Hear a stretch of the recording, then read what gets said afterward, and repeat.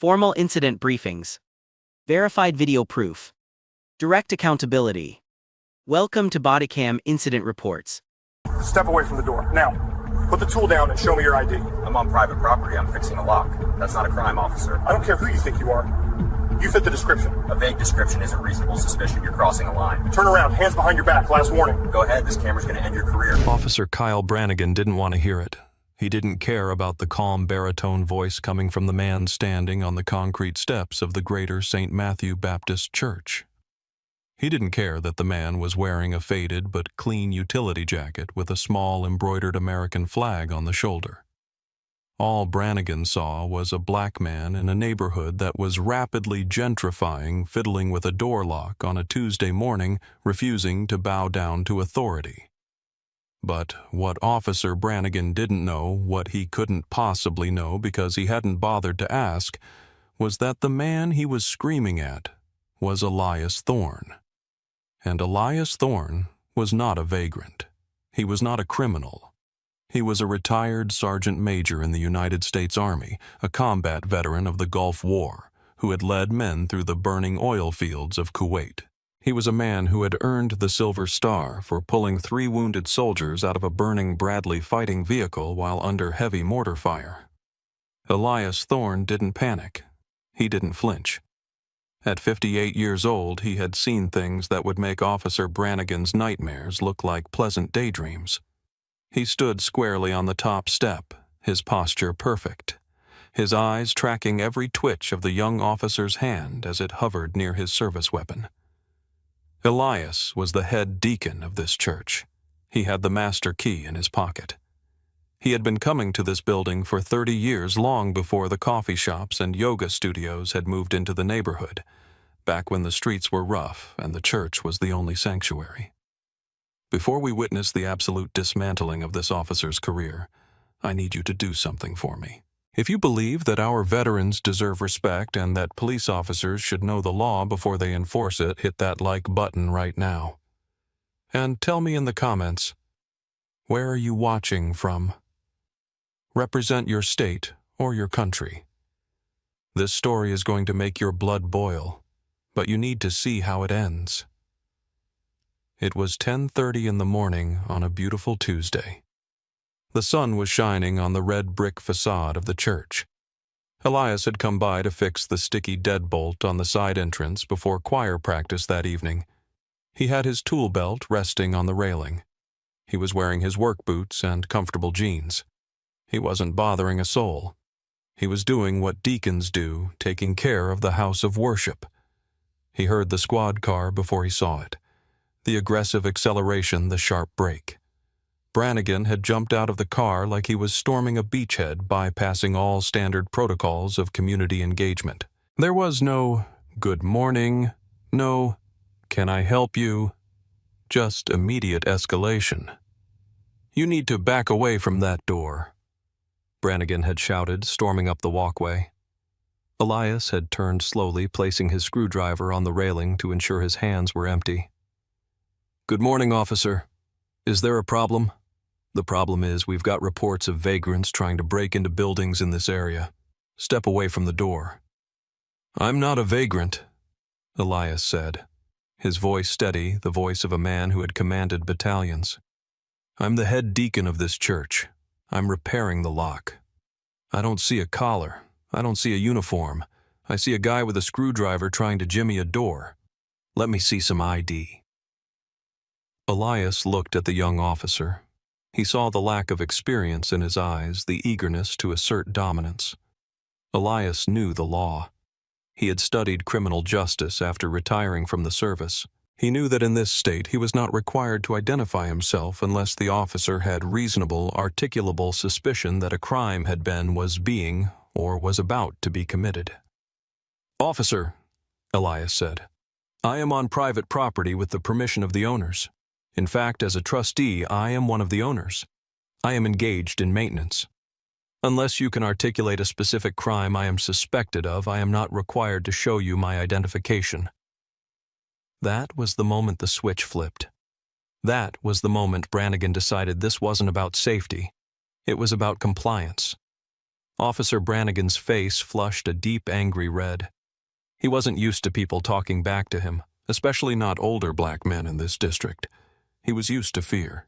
He was used to immediate submission. He took a step up the stairs, invading Elias's personal space, his hand dropping to rest aggressively on the grip of his pistol, a readiness stance that Elias recognized immediately as a threat display. "You want to play lawyer," Brannigan sneered. "I can find a reason. Loitering, possession of burglary tools, failure to obey a lawful order. Take your pick." Elias didn't retreat. He held his ground, his boots planted firmly on the concrete. A screwdriver is not a burglary tool when used by the property caretaker to fix a lock officer, and loitering is impossible on property where one has authorization to be. As for a lawful order, an order to identify oneself without reasonable suspicion is not lawful. Brown versus Texas established that decades ago. "I don't care about your court cases," Brannigan shouted, his voice cracking slightly. "I have a call. A concerned citizen reported a suspicious individual in dark clothing trying to force entry. That gives me reasonable suspicion. Now, for the last time, give me your ID or you're going in."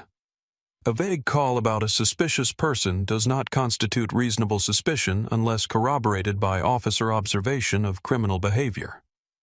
Elias countered his tone, dropping an octave, becoming even more authoritative. "You arrived and saw a man standing in broad daylight with maintenance tools. You did not see me forcing entry. You did not see me running. You saw me working. You are fishing, son, and you are fishing in waters that are too deep for you." Elias could feel the old instinct rising, the combat awareness. He scanned the perimeter. Across the street, Mrs. Higgins, a woman in her late 50s who had lived in the neighborhood for 40 years, was out watering her hydrangeas. She had stopped. She set the hose down. She reached into her apron pocket and pulled out her smartphone. Elias gave a microscopic nod in her direction. Mrs. Higgins understood. She raised the phone, steadying her elbows against the fence, and hit record. "Who are you signaling to?" Brannigan snapped, whipping his head around. He saw Mrs. Higgins, but dismissed her. She was just an old lady. His focus snapped back to the threat in front of him. "Turn around. Hands on the wall. Now." "I am declining your request," Elias said. "I am going to finish repairing this lock, and then I am going to go inside to prepare the sanctuary for prayer. You are free to call your supervisor if you believe a crime is in progress." "I am the supervisor right now," Brannigan yelled, losing control of the situation entirely. He unclipped his radio, but didn't call it in. He wanted to handle this himself. He wanted the win. "You are obstructing a police investigation. That is an arrestable offense." "There is no investigation," Elias said calmly. "There is only harassment. You are profiling me. You saw a black man with a tool and assumed burglar instead of handyman or owner. If I were white and wearing a polo shirt, you would have waved as you drove by." "That's it," Brannigan growled. He pulled his taser from his belt, the yellow plastic Stark against his dark uniform. "Taser, taser. Get on the ground, or you're going to ride the lightning." The escalation was absurd. A taser drawn on a 58-year-old man standing still with a screwdriver on the railing. It was a violation of every use of force policy in the manual. But Brannigan was past policy. He was in his ego. "Put that away," Elias said, not moving a muscle.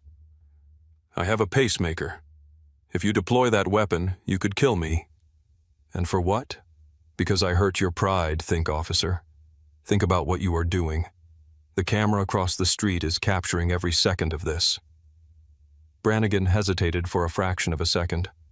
The mention of the camera registered. He holstered the taser, but immediately reached for his handcuffs. "Fine. We'll do it the hard way. You're under arrest for trespassing and resisting arrest." "Trespassing on my own church?" Elias asked, a sad smile touching his lips. "You really have no idea what you've walked into." "Hands behind your back." Brannigan lunged forward, grabbing Elias's left wrist and twisting it violently. Elias could have disarmed him. The thought crossed his mind instantly, muscle memory from years of hand-to-hand combat training. He could have pivoted, swept the leg, and had Brannigan pinned in 3 seconds. But Elias knew that if he fought back physically, he would die. And if he died, the truth would be buried. So he did the hardest thing a warrior can do. He surrendered. The cold steel of the handcuffs clicked tight against Elias's wrists.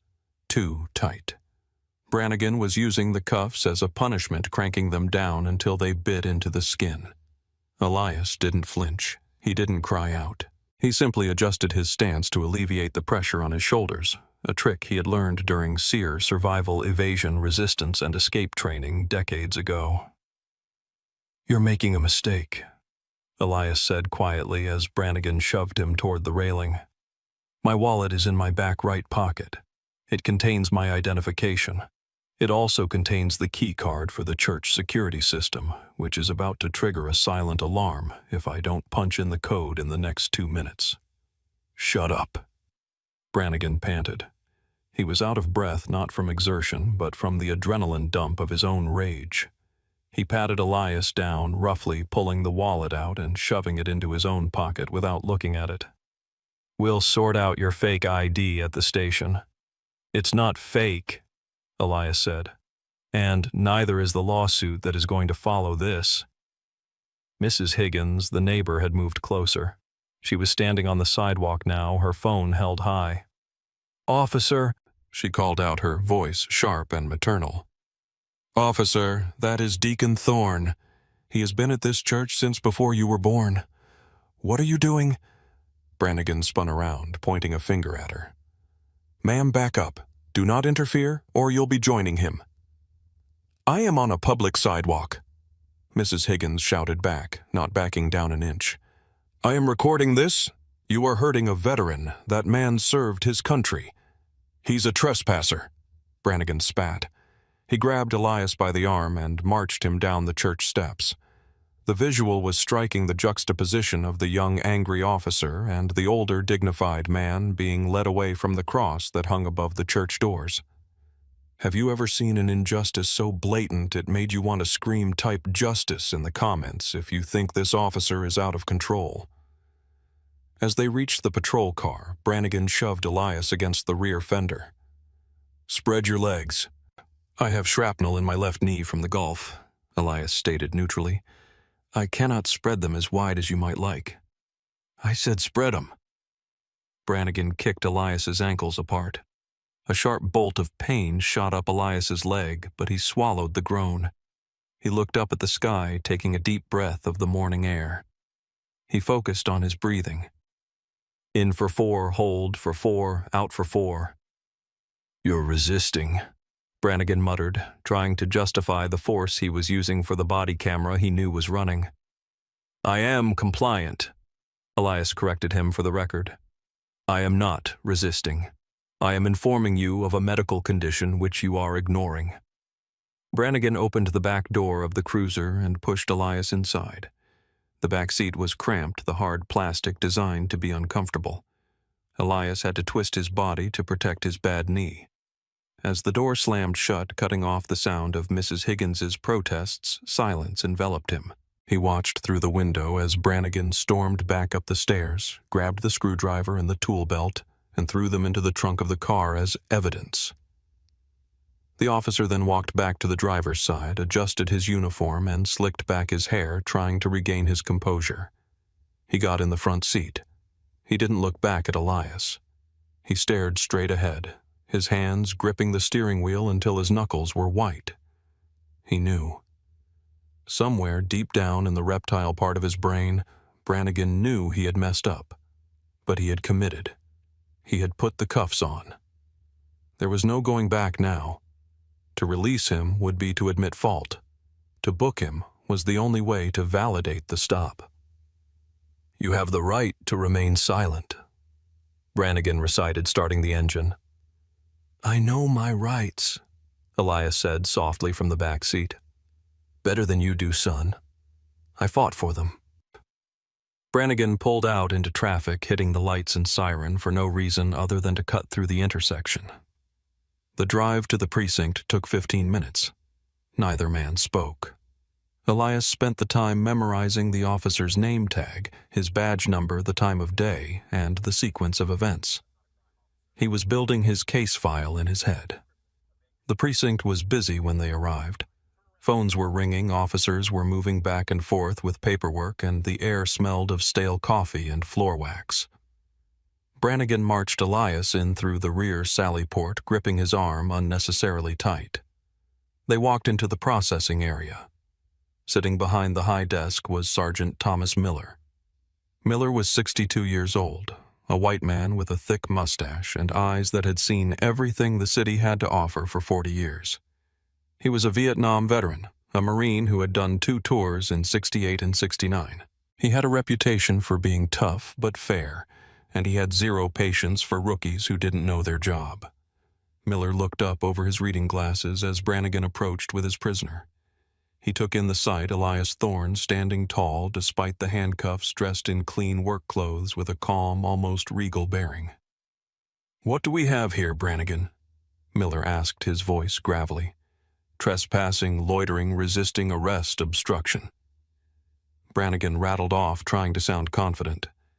Subject was attempting to break into the St. Matthew Baptist Church, refused to ID, became belligerent. Miller frowned. He looked at Elias. "Belligerent. He looks like he's meditating."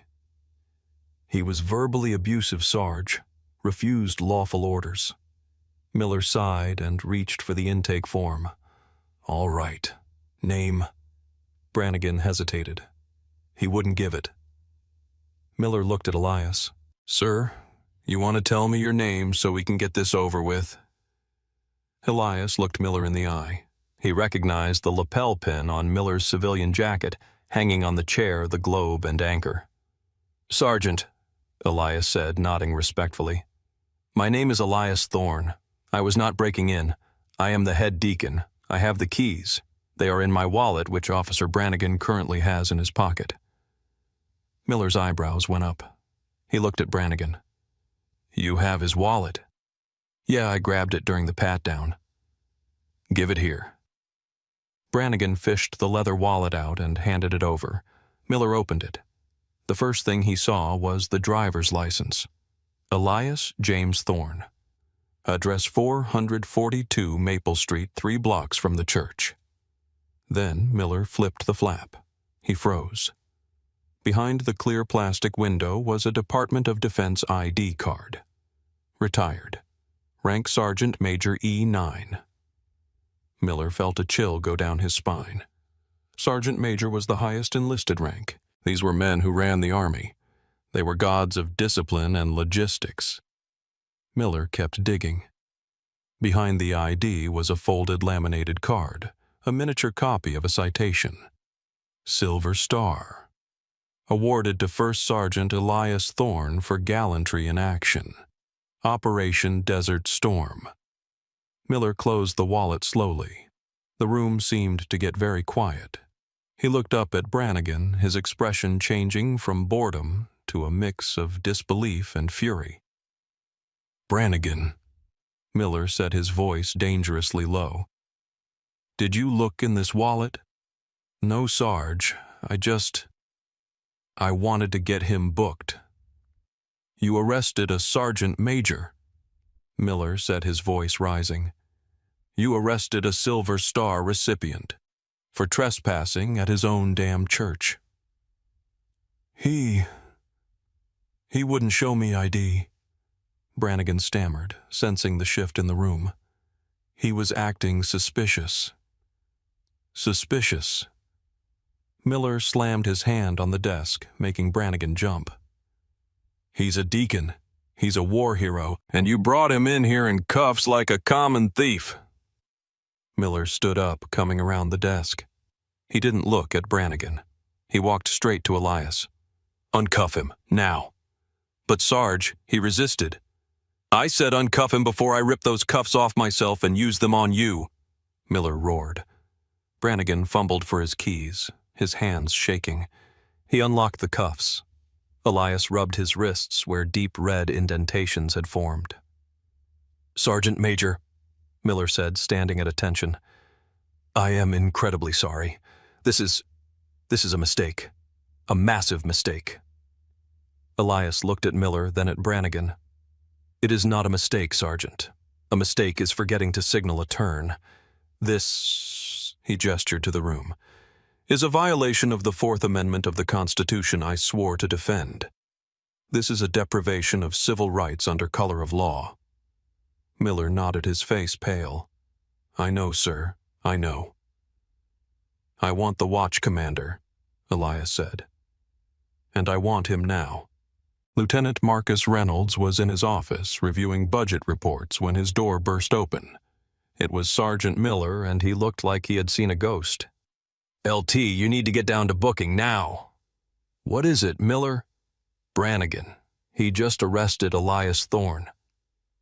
Reynolds frowned. The name sounded familiar. Thorne, the community organizer, the guy who runs the Veterans Outreach Program. The same, and the head deacon of St. Matthew's, and a retired sergeant major with a silver star. Reynolds dropped his pen. Please tell me you're joking. Brannigan pulled him off the church steps, charged him with trespassing. Thorne is down there right now, and he is... Well, he's calm, which is worse. He's citing case law LT. Reynolds was moving before Miller finished the sentence. He practically ran down the hallway. He knew Elias Thorne. Everyone in the district command knew Thorne. Thorne was the guy the police called when they needed help calming down neighborhood tensions. He was a pillar of the community. When Reynolds entered the booking area, he saw Elias sitting on a bench rubbing his wrists. Brannigan was standing in the corner, looking sullen and confused, still not fully grasping the magnitude of what he had done. Reynolds walked straight to Elias. Mr. Thorne, Elias, my God. Elias stood up slowly. Lieutenant Reynolds, it has been a while. The last time I saw you was at the charity barbecue. Elias, I am so sorry. Are you hurt? My wrists are bruised. My knee is aggravated, but my dignity is intact, unlike your officer's career. Reynolds turned to Brannigan. The look on his face could have peeled paint off the walls. Brannigan, my office. Surrender your weapon and your badge to Sergeant Miller on the way. Sir. Brannigan's eyes went wide. But I followed procedure. He refused to ID. You detained a citizen on private property without reasonable suspicion. Reynolds barked. You escalated a non-event into a civil rights violation. You arrested the property owner for trespassing. Do you have any idea the liability you have just exposed this city to? I didn't know he was the owner. Because you didn't investigate, you assumed. Get out of my sight.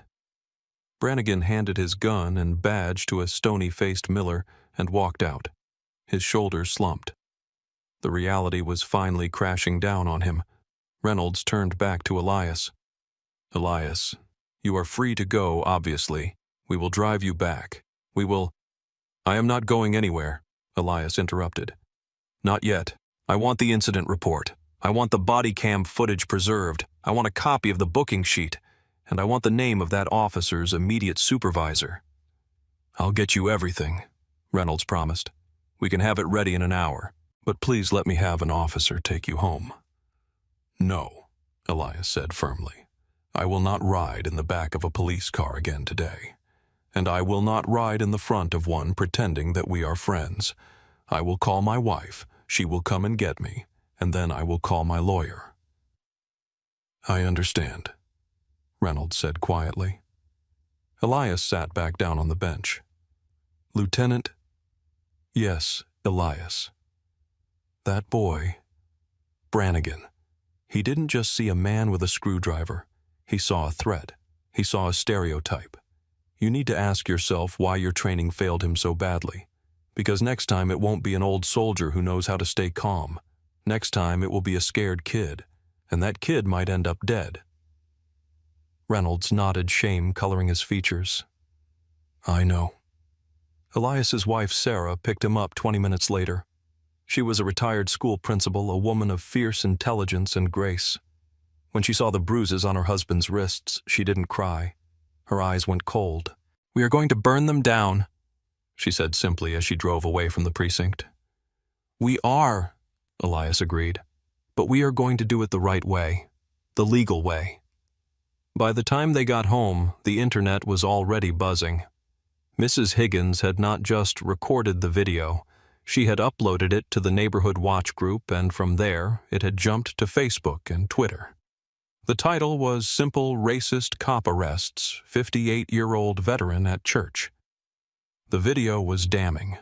It showed everything: the calm demeanor of Elias, the aggressive posturing of Brannigan, the moment Elias mentioned his pacemaker, the brutal twisting of the arm. By evening, the local news vans were parked outside St. Matthew's. By morning, the national networks were calling. The lawsuit was filed on Thursday. Thorne versus the City of Charleston et al. It alleged unlawful seizure, excessive force, false arrest, and violation of the First and Fourth Amendments. The city attorney took one look at the video, then one look at Elias's service record, and called the mayor. "We cannot go to trial," he said. "A jury will give him the keys to the city. We have a Silver Star recipient arrested for fixing a church door. It's a PR nightmare." But the story wasn't just about the money. It was about the exposure. An internal affairs investigation was launched into Officer Brannigan's history. What they found was a disturbing pattern. Over his 4 years on the force, Brannigan had stopped black men over the age of 45 at a rate 4 times higher than the department average. He had a history of loitering arrests that were quietly dismissed by prosecutors for lack of evidence. He had 5 complaints of rudeness, all from minority residents. The blue wall of silence that usually protects officers began to crumble. Sergeant Miller gave a sworn statement detailing Brannigan's lack of remorse. Lieutenant Reynolds testified about the lack of probable cause. The department realized that to save itself, it had to cut out the rot. 2 weeks after the arrest, the police chief held a press conference. He announced that Officer Kyle Brannigan had been terminated for cause. He also announced that the department would be implementing a new mandatory training program on constitutional policing and community interaction, led by none other than outside consultants approved by the local NAACP chapter. Do you think firing the officer was enough, or should he have faced criminal charges? Let me know your thoughts below.